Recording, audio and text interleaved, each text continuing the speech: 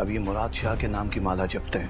किश्वर बेगम शहराम की नफरत में इतना आगे बढ़ चुकी है कि उसे मालूम ही नहीं कि उसका अपना बेटा अब्दुल यहाँ पर आलिया से कितनी मोहब्बत करता है।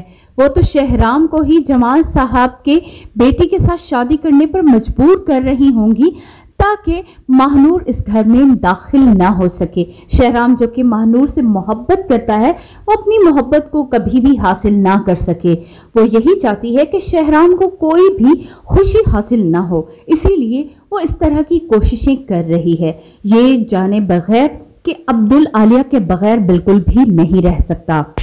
जमाल साहब की शर्त सुनने पर तो शहराम को बहुत ज़्यादा गुस्सा आएगा जब उसे ये मालूम होगा कि जमाल साहब स्कूल की बिल्डिंग वाली ज़मीन को अपना कह रहे हैं, हालांकि वो मुराद साहब से इसके पूरे पैसे भी वसूल कर चुके हैं। जमाल साहब को जिस तरह शहराम इनकार करेगा उसके बाद जमाल साहब का गुस्से में आ जाना तो बनता ही है। उन्हें लगेगा कि शहराम ने उनकी बेटी को ठुकरा कर उनकी इंसल्ट की है, इसीलिए वो स्कूल की जमीन पर कब्जा करने के लिए जाएंगे तो यहाँ पर शहराम भी मौजूद होगा। महानूर भी उस वक्त स्कूल में होगी, पूरे गांव वाले यहाँ पर पहुंच जाएंगे। शहराम जिस तरह दो टोक लहजे में जमाल साहब को हकीकत बताएगा कि उसके पास सारे सबूत मौजूद हैं कि उन्होंने ये ज़मीन मुराद शाह को बेची थी, इसीलिए आइंदा वो इस ज़मीन की तरफ या स्कूल की तरफ आंख उठाकर भी ना देखें तो बेहतर होगा।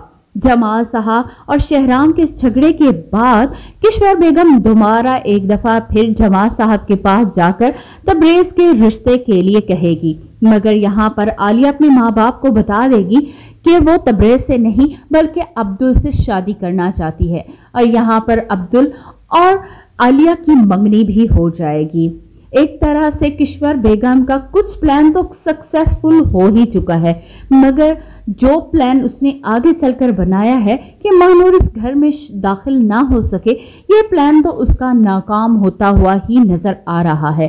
जिस तरह महानूर और शहराम में मोहब्बत बढ़ती जा रही है, आगे चलकर आपको यही दिखाया जाएगा कि इन दोनों की आपस में शादी भी होने वाली होगी, मगर यहाँ पर कहानी में ट्विस्ट आएगा और तैमूर अपनी माँ को महानूर के रिश्ते के लिए कहेगा।